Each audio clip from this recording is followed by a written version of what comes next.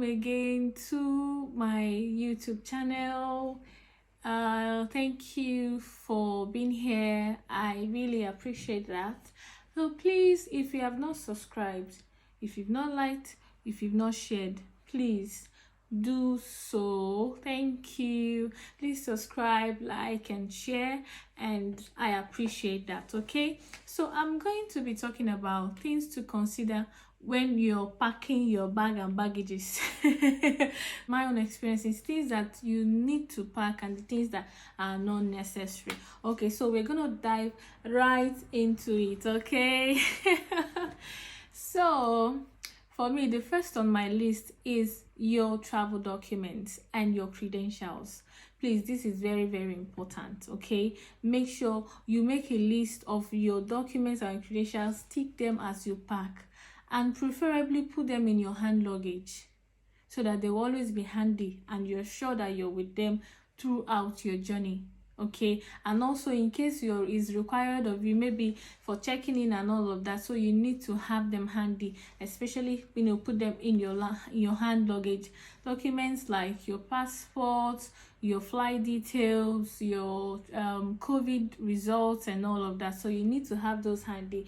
And your credentials, okay, also you can put them in your hand luggage. Very important. So another major thing you need to consider when you're about to travel is also the kind of bags that you're gonna travel with. For me, I went and bought boxes, like as person when they go Yankee. I went and bought boxes, but at the end of the day, I only carried one box, and Ghana must go. So I would advise you, if you're traveling, for me, have at least one travel box, for your clothes and all of that separately, and have another, like a bag like this cellophane, or I don't know how to, like this khaki bag. Yes, that one you can use it to put your food items. So at least, why? Because it doesn't weigh much, unlike a box that can weigh up to 4 kg. So by the time you take out 4 kg from the required 46 kg, you see that that's a whole lot. It could actually contain something. So I advise you, you have a khaki bag where you can put your food items, because you're going to offload that when you get where to get to your destination. So you have a khaki bag for your food items, and then your box, okay, for your clothes and all whatnot. Okay, so that's another thing. And another thing you need to put into consideration, which is also very, very important, is to get a weighing scale. So as you pack, you weigh, because the required load is 46 kg travel luggage, and 5 to 10 hand luggage, depending on the airline you're traveling with. So it's important to have a weighing scale, so that as you're packing, you're weighing to ensure that you don't carry more than the required, because by the time you get to the airport, they will definitely send you back and ensure that is that required one. So to save yourself that stress, just have a weighing scale so that as you're packing, you're weighing it. So another thing is you need to change your currency. Okay, so depending on where you are, if it's Nigeria, for example, we use naira, which you can't use when you come over to a place like the UK. So you need to change to pounds, or to the currency of the country you're traveling to, and have it handy, at least if you're coming to work, or at least for something you can use for the time being till you're able to earn money. Okay, so ensure that you have some cash of the currency, or some cash, or the currency of the country you're going into. Is very important, because when you get to you need to be able to buy one or two things, and that will help you pending till when you get to the country and open an account. So you need to change the cash you have to the currency of the country you are going to. Okay, now another thing okay, next thing on the list is your food items. please, there are some food items that are not necessary and there are some that are necessary. Okay, and as you're getting the food items ready, you need to put them in a ziploc, a transparent ziploc, and if possible label them for proper identification. Okay, so the food items for me that top the list that I traveled with is crayfish, stockfish, dry fish, the egusi. These are the major foodstuffs for me. Okay, the major one for me is even crayfish, and because that has really helped me a lot. And the dry fish and stockfish that really helped me a lot, because this is quite expensive here. Okay, so if you can carry them, you carry them. Egusi is optional. That's if you're for somebody that eats egusi, then that's nice. If that's melon seeds, if it's not, something like ogbono, the leaves like bitter leaf and all of that, you can dry those things and add them, put them in a ziploc and add to your travel luggage. That's the one for food items. Okay, if those, because these are they are quite expensive here, so if you can carry them, please do. So items like foodstuffs like yam, palm oil, rice, pickle, this, please, these are not necessary, because you get those things when you come here, and so things like yam and rice will just occupy space for you, so it's not necessary. Just leave those ones, I beg. Okay, leave those food items. Palm oil is already a no-no, because it's not even allowed to carry them. So things like that, please leave them behind and carry the most important ones. Okay, so another thing that you don't need to carry, because I'm going to be combining both things you need to carry and things you do not need to carry. So for the one that you don't need to carry is winter clothes, all these winter jackets and all of that, sweaters. You don't need those things. When you get to the country you're going to, like UK, when you get to the UK, you can buy them because they are cheaper here. So just the jacket you're gonna wear if you're coming during the winter season, let's say from September, November, and you can just the one you're wearing is okay. All right, so when you get here, you can now buy more, because if you go and pack all those things, they are heavy and they'll just occupy space for no reason. So it's best to just the one you're gonna wear, just wear it and don't buy anyone wait till you get to the UK. All right, so other things you don't need, that some clothes that are not necessary, please leave them behind. When you come, you buy. But if you have money to pay for extra luggage and you want to carry all the community and come, okay, carry them. But if you don't have, and you need to adhere strictly to the 46 kg, please put this into consideration, because at the end of the day, by the time you get here, you may not even wear those clothes. Okay, but if you feel the need to and you can afford to pay for extra, carry as much things as you can. But if not, just take 1 or 2 clothes, if the one you wear, or just add 2 or 3 in your bag, and that's it, for the meantime. Okay, another thing, I keep saying another. Okay, another thing that you do not need to carry in your luggage are books. Please, you don't need to carry them. Maybe you're coming as a student, or you're coming as, please, you don't need. Now we have ebooks, it has made it easier. Okay, so please do not bother carrying books, or even don't bother carrying any of them, novels and all that.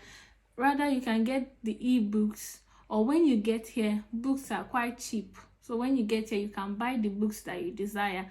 So, but please don't, carry those books to come and to occupy space for you. But 6 kg is too small. By the time you start packing, you see. So just do not carry books, okay? They are not necessary. All right. Another thing that is not necessary: shoes, clothes, bags. Please, when you get to the UK or to any country you are going to, you can buy. Okay, they are not really, because we are trying to save space for other things that are more important. So for shoes and all that, please, you can leave them behind. But if you can carry, you carry. Okay,